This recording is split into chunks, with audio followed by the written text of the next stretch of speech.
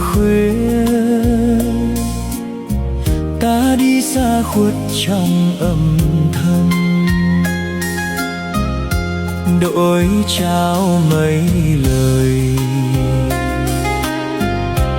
mối tình chưa xa. Đường còn thăm thắm